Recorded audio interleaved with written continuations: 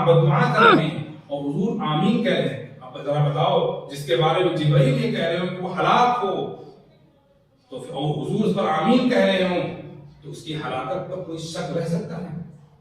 آج دیکھتے ہیں بڑے سے لوگ روزہ رکھتے نہیں، کھاتے اور پیتے. ہاں اگر کوئی عذر ہے اور عذر کی وجہ سے روزہ نہیں رکھ رہا ہے تو بہرحال اگر کوئی اس کا ایسا عذر ہے جو ہمیشہ رہے گا اور ٹھیک ہونے والا نہیں ہے تو اس کے لیے وہ شکل ہے کہ وہ فدیہ دے. اور اگر کوئی ایسا عذر ہے جو فی الحال ڈاکٹروں نے منع کیا ہے تو وہ بعد میں رکھ سکتا ہے. لیکن بہت سے ایسے لوگ ہیں جن کو اللہ نے صحت دی ہے، تندرستی دی ہے، لیکن اس کے باوجود نہیں، وہ سڑکوں پر اور چوراہوں پر مسالے بھی کھا رہے ہیں، کھانا بھی کھا رہے ہیں. بعض گھرانوں میں حتیٰ کہ بعض گھرانے ایسے جہاں دوپہر کا کھانا تک پکتا ہے. یہ شرم کی بات ہے. وہ باپ بے شرم اپنے بیٹوں اور اپنی بیٹیوں کے سامنے وہ گھر میں کھانا کھا رہا ہے. جب وہ کھانا کھائے گا تو اس کے بیٹے پر کیا اثر پڑے گا؟ فرمایا کہ ایھا الذین آمنوا قوا انفسکم واہلیکم نارا، اپنے آپ کو بھی جہنم کی آگ سے بچاؤ، اپنی اول اولاد کو بچاؤ. کیسے بچاؤ گے کہ آپ بھی کھا رہے ہو، بچہ یہ سمجھ رہا باپ میرا روزہ نہیں رکھ رہا تو ہم کیوں رکھے؟ پھر اس کے بعد اس کا پوتا ہوگا وہ بھی دیکھے گا اپنے دادا کو، وہ بھی نہیں رکھے گا.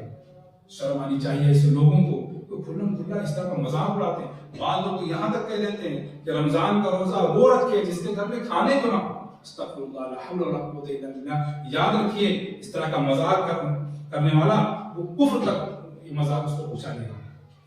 اور پھر یہ جو حدیث ہے وہ ہلاک کو جبرائیل السلام بددعا کر رہے ہیں اور پھر ہم یہ کہتے ہیں کہ ہمارے گھر پر کسی نے باندھ دیا. جب ہمارے گھر میں نماز نہیں، روزہ نہیں، تلاوت نہیں، بالکل ماحول بالکل ایک وحشتناک بنا ہوا ہے، قبرستان بنا ہوا ہے، تو پھر جائے گا ہمیں چڑیلے نظر آئیں گے، ہمیں بھوت پریت نظر آئیں گے.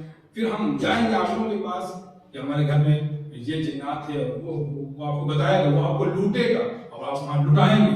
لیکن اصل جو مرض ہے وہ آپ نہ اس کو بتا رہے ہیں اور نہ لوگوں کو بتا رہے ہیں. اصل مرض کیا ہے کہ آپ کے سر میں درد ہے یا آپ کے سر میں کوئی چوٹ لگی ہوئی ہے اور پٹی آپ پیر میں باندھ رہے ہیں، علاج کہاں ہو سکتا ہے؟ آپ پورے گھر میں تعویذ نہیں بلکہ تعویذ کا انبار لگا لیجیے، لیکن اگر گھر میں تلاوت نہیں ہوگی، نماز نہیں ہوگی، کوئی روزہ دار نہیں ہوگا اور اسلامی احکام پر عمل کرنے والا کوئی نہیں ہوگا تو پھر برکتیں نہیں آئیں گی. جب برکتیں نہیں آئیں گی تو پھر اسی طرح میں چڑیلے اور بھوت اور پریت یہ نظر آئیں گی. پھر آپ عاملوں پر لٹائیں گے اور عاملوں آپ کی جیبوں کو خالی کرائیں گے. اس لیے خوب یاد رکھیے. اور بہت بے شرم ہیں وہ لوگ جو رمضان مبارک کے مہینے میں اپنے کاروبار کو مزید بڑھانے کے لیے اپنی دکانوں پر پردے لٹکا دیتے ہیں تاکہ وہ بے شرم لوگ ان کے وہاں آئیں اور بے شرمی کے ساتھ ان کے وہاں چپکے سے کھانا کھائیں تاکہ دوسرے لوگ نہ دیکھ سکیں. یاد رکھیے آپ ایک نہیں 10 نہیں بلکہ 20 پردہ لگا دیجئے، لیکن یاد رکھیے اس بات کو دل میں رکھیے گا، اس بات کو ذہن میں رکھیے کہ آپ کتنے بھی پردے لگا دیجئے آپ کو اللہ دیکھ رہا ہے. آپ روزہ بنائیں گے، روزہ نہیں رکھ سکتے ہیں اور کام بہت پڑ جاتا ہے تو بھائی آپ کو روزہ رکھنا پڑے گا. آپ بہت ساری تقریبات کے لیے بہت مہینوں پہلے اس کے لیے تیاری کرتے ہیں، اس کے لیے بھی تیاری کیجیے اور یہ تحریہ کیجیے کہ ہمیں رمضان مبارک میں کام کو کم کر دینا ہے.